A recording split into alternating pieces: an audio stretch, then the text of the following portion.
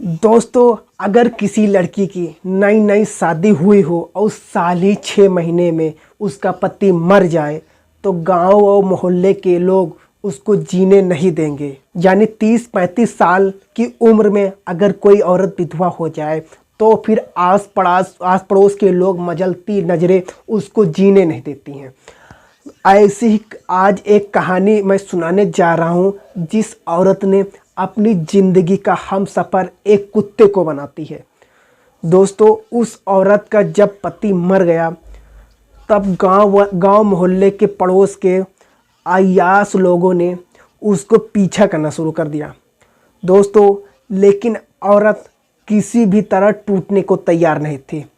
उसने किसी के भी साथ संबंध बनाने के लिए मना कर देती थी। अब औरत ने देखा कि उसकी पहाड़ जैसी ज़िंदगी कैसे गुजरेगी, तो फिर उसने एक कुत्ते को हमसफ़र बनाया। लेकिन किसी भी आदमी से उसने संबंध बनाने से मुसाफिर नहीं समझा।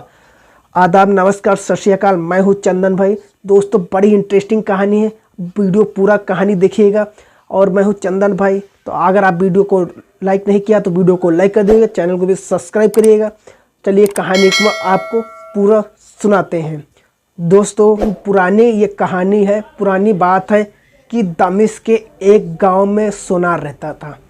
दोस्तों, खूबसूरत नौजवान था। जब उसकी शादी हुई तो उसके मिजाज के हिसाब से उसको पत्नी भी बहुत ही खूबसूरत मिलती है।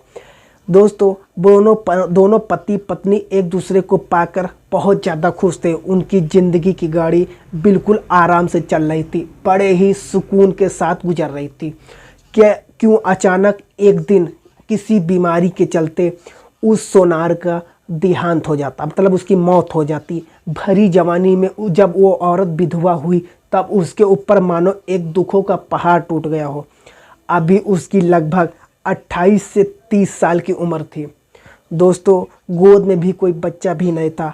अभी तो वो अपनी नई नई शादी की खुशियों का मज़ा ले रहे थे दोनों। ना ही घर में कोई संतान और ना ही घर में कोई लोग अब किसके साथ जी बहलाए। दोस्तों, अगर किसी छोटी मोटी ज़रूरत को उसको भी बाज़ार से कोई सामान ला हो तो किससे कहे। लेकिन वो औरत बड़ी दुखी हो जाती। देखने की बहुत ज़्यादा एकदम सुंदर, एक नंबर की हसीन और ज़मीन खूबसूरत लड़की थी। दोस्तों, अब बाज़ार से अपनी ज़रूरत का सामान लाने के लिए खुद ही उसे बाज़ार जाना पड़ता। जब वो बाहर निकलती थी तो लोगों की नज़रें उस पर जम जाती थी और बस हर नज़र यही सोचती कि ये औरत एक रात के लिए मुझे मिल जाए। दोस्तों, उस सोनार की किस्मत कितनी अच्छी थी कि उसे ये औरत मिली। लेकिन बेचारा, इस औरत का सुख वो ज़िंदगी भर भोग नहीं पाता है और उसकी मौत हो जाती है। हर आदमी उसको देखकर आहे भरता है और बस यही सोचता है कि काश 1 घंटे के लिए ये मिल जाए। बस मतलब कि उसके खुशी को, उसकी खूबसूरती को, उसके जिस्म बनावट को, उसके रंग रूप को देखकर कोई भी फिसल जाता, आहे भरने लगता। लेकिन वो औरत इतनी शरीफ थी कि किसी भी तरह के देखना पसंद नहीं करती थी। दोस्तों, वो भगवान से डरती थी और वो सोचती कि ये सारी बातें अपने पति के अलावा और किसी की तरफ देखने को पसंद नहीं करेगी। किसी से नजरें लड़ाना सब पाप है। धार्मिक औरत थी, घरेलू संस्कारी औरत थी। उसके माँ बाप ने उसको संस्कार दिए थे। दोस्तों, उन्हीं संस्कारों पर वो चल रही थी वो औरत, और अपने पति की मौत के बाद किसी की तरफ नज़र उठाकर नहीं देखती थी। भरी जवानी में अगर पति मर जाए तो उसकी ज़िंदगी गुजारना बड़ी मुश्किल हो जाता है। आते जाते उस औरत पर लोगों की नज़र गड़ जाती, उसके जिस्म को घूरने लगती और बस कोई 1 घंटे के लिए, कोई 2 घंटे के लिए, कोई पूरी रात गुजारने के लिए यही तमन्ना रखता था। लेकिन वो औरत चुपचाप अपने बाज़ार जाती, अपनी ज़रूरत का सामान लेकर और चुपचाप अपने घर आ जाती और फालतू किसी से बातचीत नहीं करती। उसी गांव में एक अय्याश किस्म का आदमी रहता था जो अक्सर औरतों का शौकीन था। हर रात उसको एक नई से नई लड़की, नई से नई औरत चाहिए होती है। जब एक दिन उस आदमी की उस पर नज़र पड़ी, तब देखते ही उसकी राल टपकने लगती है और वो बस इसी चक्कर में लग जाता है कि किसी भी तरह से वो कुछ भी हो, मुझे इस औरत को हासिल करना है। दोस्तों, कई बार आते जाते जब उसने उस औरत से इशारा करना चाहा, अपने इशारों में उसने फंसाना चाहा, तो उसने उसको इशारों का कोई भी जवाब नहीं देती है। फिर एक दिन क्या होता है कि एक लड़की जो पहले से उस आदमी के साथ फंसी हुई थी, वो उस लड़की को उस घर भेजता है और कहता है कि मेरे लिए इस औरत को तुम किसी भी तरह से फंसा लो, मेरी तारीफ़ करो उसके सामने जाकर, मेरी माल दौलत के उसके सामने चर्चे करो, शायद वो लालच में आ जाए। वो लड़की उस औरत के घर जाती है और जाकर के कहती कि फला आदमी तुमसे प्यार करता है, बेहद प्यार करता है, और गांव के तमाम लड़कियां उसके ऊपर मरती हैं, लेकिन वो किसी से कुछ भी नहीं मरता। तुम उसको पसंद आ गई हो, वो तुम्हारे साथ एक रात गुजारना चाहता है, उसके लिए तुम्हें जितना पैसा चाहिए वो सब तुम्हें देने के लिए तैयार है।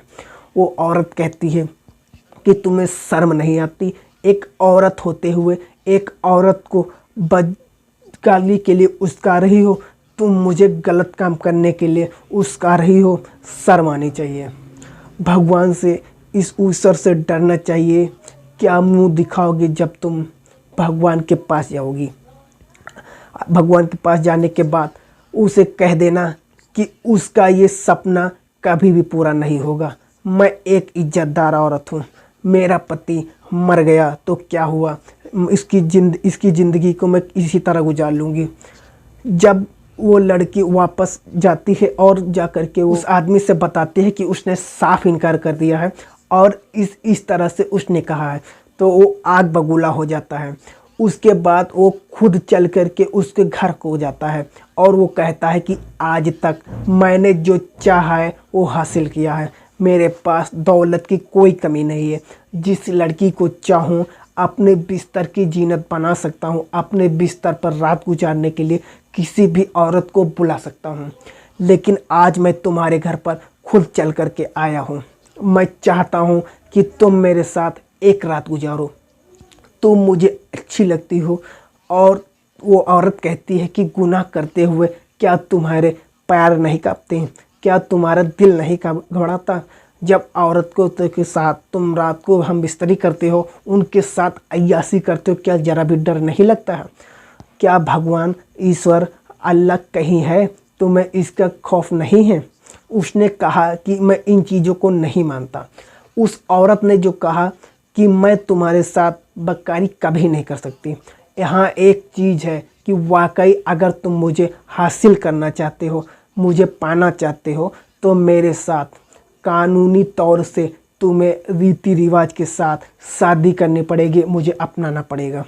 फिर ज़िंदगी भर के लिए मैं तुम्हारे साथ सोने के लिए तैयार हूँ, मैं तुम्हारे पत्नी बन जाऊँगी। फिर तुम मेरे साथ कुछ भी कर सकते हो, अपनी मनमानी कर सकते हो। जिस खूबसूरत जिस्म पर तुम्हारी नज़र है, हर रात उस जिस्म को चूम सकते हो, चाट सकते हो, कुछ भी कर सकते हो, लेकिन उसके लिए मेरे साथ तुम्हें शादी करनी पड़ेगी। इस तरह से जब वो लड़की कहती तुम्हारे साथ अय्याशी करूं, ऐसा मुमकिन नहीं है। उस औरत का फाइनल जवाब सुन करके वो आदमी वापस फिर अपने घर आ जाता है, क्योंकि पहले से ही ऑलरेडी उसकी 4 शादियाँ कर रखी थी। 4 पत्नी होते हुए भी फिर भी अय्याशी के लिए तमन्ना रखता था। अंदाज़ा लगाओ कि कैसा होगा वो आदमी। दोस्तों, पुराने ज़माने में अक्सर ये हुआ करता था कि लोगों के पास, हिंदू हो या मुसलमान हो, कोई भी राजा हो या कोई भी हो, 50-50 रानियाँ हुआ करती थी राजा के पास, और आदमियों के पास लगभग 2 से 3, 4, 5 से कम हुआ ही नहीं करती थी। उस ज़माने में शायद औरतें ज़्यादा थी या आदमी कम थी, या जो भी वजह रही हो, अक्सर यह हुआ करता था कि एक आदमी के पास कम से कम 3-4 तो हुआ ही करती थी, लेकिन फिर भी उस अलावा उसका अदर औरतों पर वो नज़र रखता था। वही उस आदमी का काम था। बहरहाल जब उसने देखा कि वो औरत किसी भी तरह से उसके जाल में फंसने वाली नहीं है, अब वो उसको बदनाम करने के लिए तरकीबें बनाने लगा एक दिन बाजार जाते हुए जब वो औरत वापस आ रही थी तो क्या देखते हैं कि एक कुत्ता जख्मी हालत में पड़ा है। वो कुत्ता जख्मी था और तड़प रहा था। उस औरत को उस कुत्ते पर बड़ा रहम आता है, बहुत दया आती है और उसको उठाती है और अपने घर ले आती है। और घर लाने के बाद उसकी मलहम पट्टी करती है। और जब कुत्ते की मलहम पट्टी हुई तो 1 दिन 2 दिन 4 दिन 10 दिन के बाद 1 महीने के बाद वो ठीक होता चला गया और फिर उस औरत के साथ घुल मिल गया। अक्सर तुम्हें पता है कि कुत्ता जो ये प्रजाति है ना कुत्तों की, बड़ी ही वफादार होती है। तुम एक रोटी का टुकड़ा इसको दे दो तो फिर हर वक्त तुम्हारे आगे पीछे पूंछ हिलाता हुआ घूमता रहेगा। तुम कहीं भी बुलाओगे वहीं जाने के लिए तुम्हारे साथ वो तैयार हो जाएगा।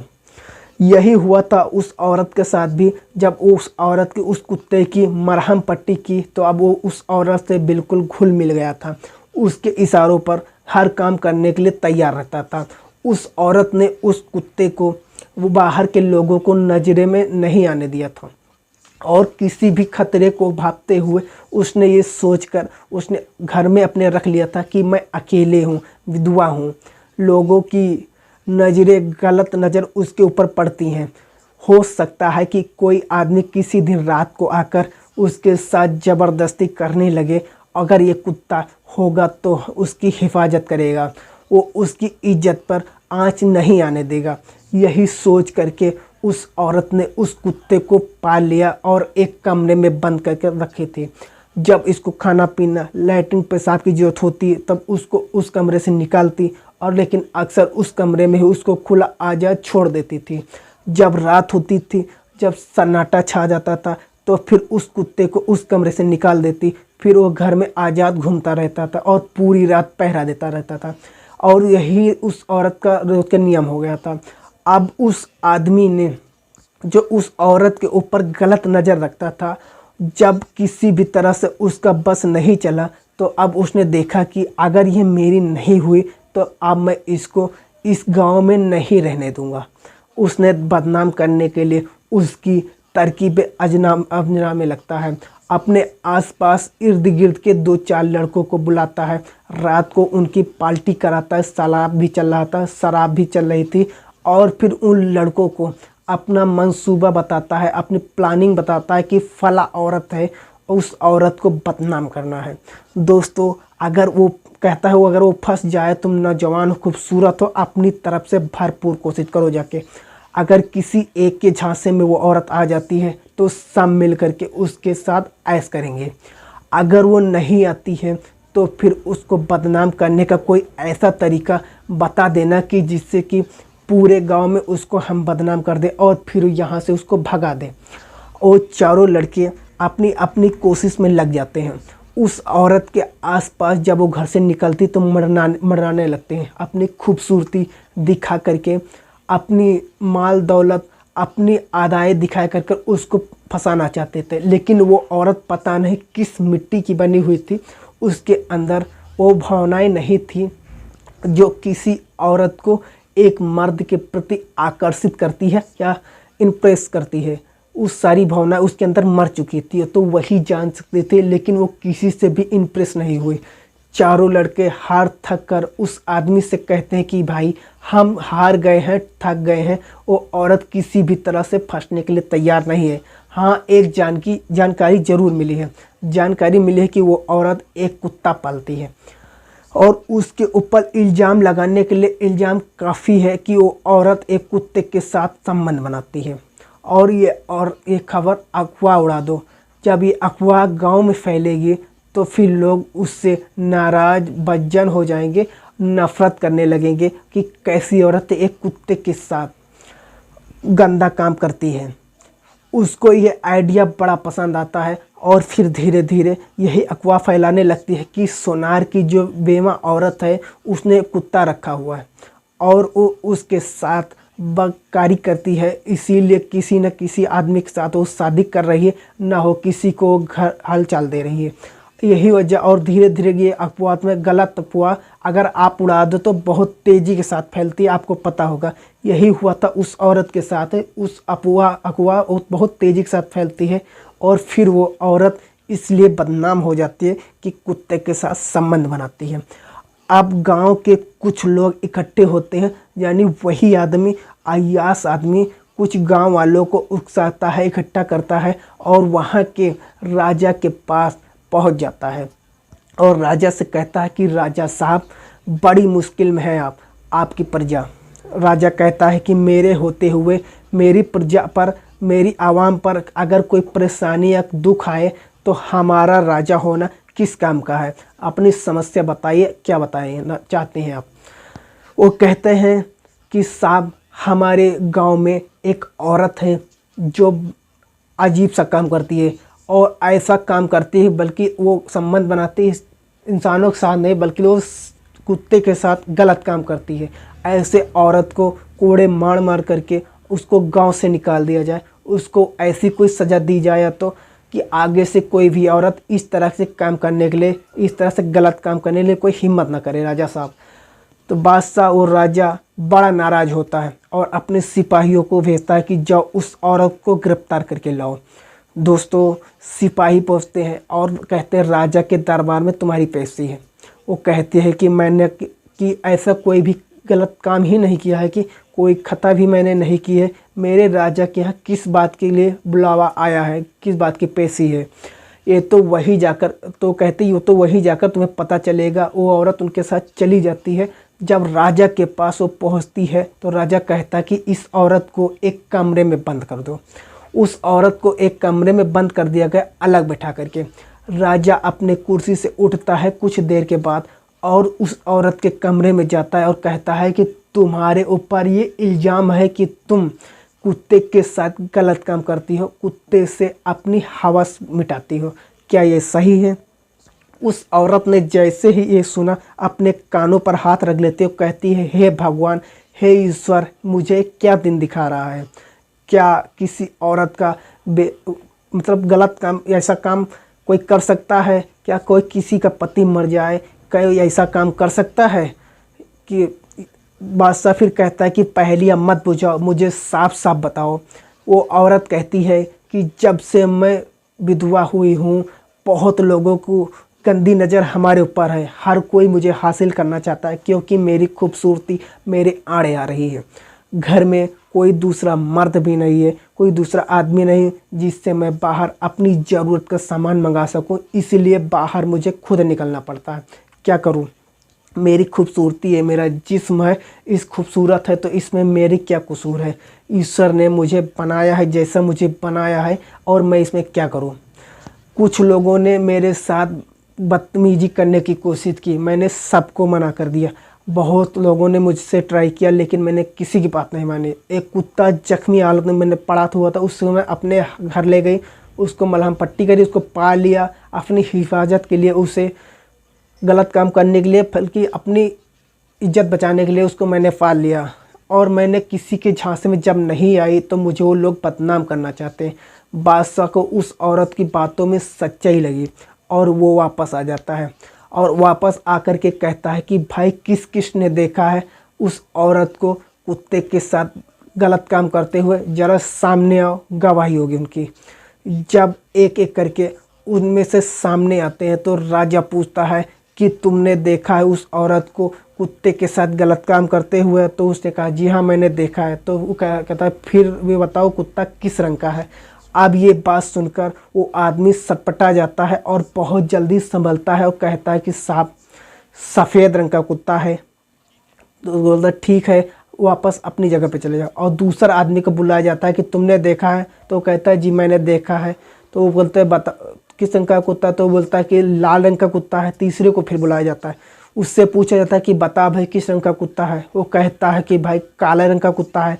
इसी तरह से 4 5 6 से आदमियों से, जो आदमी आए थे, उस अय्याश आदमी से जिन्हें पैसे दे करके गवाही देने के लिए उकसाया था, अब उनसे जब राजा अपने तरीके से पूछताछ करते हैं तब वो लोग हर आदमी अलग अलग अपने तरीके से जवाब, यानी एक दूसरे के साथ उनकी गवाही नहीं हुई थी, उन गवाहों को भी अलग अलग उनसे पूछा जाता है। हर आदमी ने अपने हिसाब से जवाब दिया और कुत्ते का रंग अलग ही बताया। और उसके बाद में सबको एक जगह इकट्ठा कर लिया जाता है।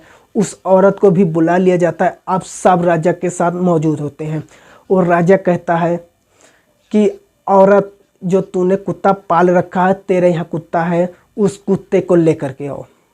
वो जब दरबार में उस कुत्ते को लेकर के आती है तो जितने लोगों ने उस कुत्ते का रंग बताया था वो सब लोगों के रंग से अलग, यानी डिफरेंट कलर का था।